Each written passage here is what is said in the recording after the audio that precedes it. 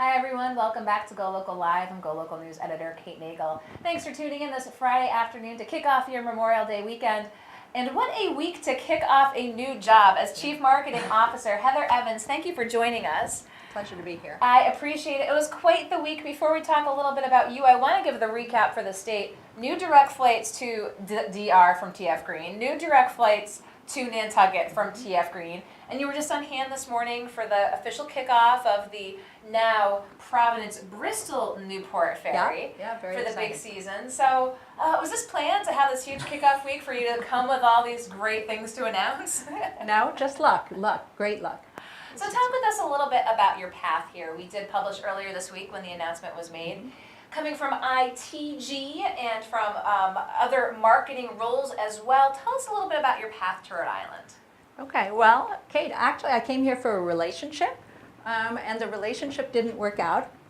But you stayed. I fell in love with Rhode Island. Okay. And so I'm here because I just love Rhode Island and it's the place that I want to be. So tell us a little bit about your thoughts when you heard about the role was open. You've got this marketing background. When you had interest and said, this might be something I'd be interested in doing. Yeah. Well, when I first came to Rhode Island, the opportunity that presented itself was business development, but I'm really a marketer. And my prior role in New York was as a chief marketing officer. So when I heard about this role and the opportunity, not just to use marketing, but to help the people of the state of Rhode Island, which I've come to love so much, I got very excited about it. And it was a long process, so I'm thrilled to be here now. I know that you're out and about meeting with people, talking with people. As someone who's come into Rhode Island, as you said, fell in love with Rhode Island, kind of with those eyes wide open, if you will, what do you think the opportunities are for the state to really market itself, both, excuse me, to the business community and to the tourism community? So, well, I want to start by saying that I've been on the job for 3 days, and so my challenge is going to be to understand the complexity of the role, both the tourism side and the business attraction side. So I'm going to spend the next 30 days meeting with about 100 people to get their advice as to how, what the challenges are and how I should be marketing Rhode Island in businesses. And so I'd have to say it's early days. One of the key things on businesses is clearly the talent that we have in the state and making sure that businesses understand that that's an opportunity for them. Okay, so getting out there, meeting with folks, really hearing from them moving forward.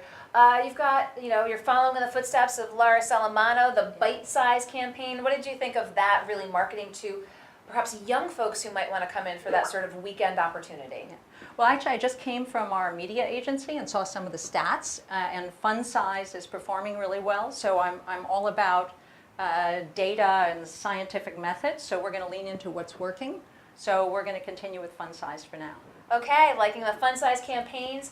What do you think the challenges are moving forward? Obviously, Rhode Island has so much going forward, and you've seen, I'm sure, in the press or some rankings elsewhere that there's some challenges in terms of Rhode Island moving forward, whether it's infrastructure, whether it's economic base as well. How do we address those challenges and really turn them into opportunities to say, this is why you should come to Rhode Island? Well, I think the key is that every state and every place has challenges, and that Rhode Islanders always want to make their state better, and so perhaps are hyper aware of those challenges. So there are a lot of assets to sell. So as a marketer, we look at selling the assets, which include the authenticness of Rhode Island and what makes it great. And so I really think that the opportunity is greater than even you suggested in your question. So we've got lots of opportunities. You're meeting with lots of folks. Of course, this is just the first week, but what are you really looking forward to in this new role? Again, meeting with folks, again, getting that lay of the land, which you already have quite a bit of. But yeah, what are you looking forward to in the position? Well, actually, I think there's a lot of opportunity that on the business attraction side to develop really effective marketing and support the efforts of the business development team at Commerce. So I have both a mix of B2C and B2B marketing, but I think that the B2B is one that we have great opportunity in. And that's an interesting thing because oftentimes Commerce will put out when they're new videos for that tourism attraction, but there's so much done behind the scenes that a lot of the average Rhode Islander doesn't see because we're here, but you're out there. You are Right. beyond the scope of Rhode Island, saying, here's why you should come here. You know, what should Rhode Islanders know about that as you're attracting that B2B behind the scenes? You know, getting those folks to say this is a good place to either move a business to or to come here and, you know, have new employment opportunities. Well, so I think there is a great opportunity for Rhode Islanders to be ambassadors for the state. So to talk about that we've got the 6th greatest density in the country in terms of number of college students. So the talent pipeline is phenomenal. Talking about the lifestyle and the relatively low cost of living compared to Boston and New York, with still many of the cultural opportunities and great restaurants that you have in cities like that. So I think that I hope that all Rhode Islanders will become ambassadors, both for visitors to the state, but even more importantly for businesses to move here. You raise a great point. Again, when you're out beyond the borders of Rhode Island, sort of selling that as to what the aspects of Rhode Island that you want to promote as well. Anything else you should share with viewers while we have you here about yourself, about your background, and about your new role? Let's see, there's so much that I love about Rhode Island, so you know, I just think one of the things is to make sure that we're all enjoying the assets. So I'm looking forward to enjoying live music at the Parlor here in Providence tonight and going to Newport over the weekend.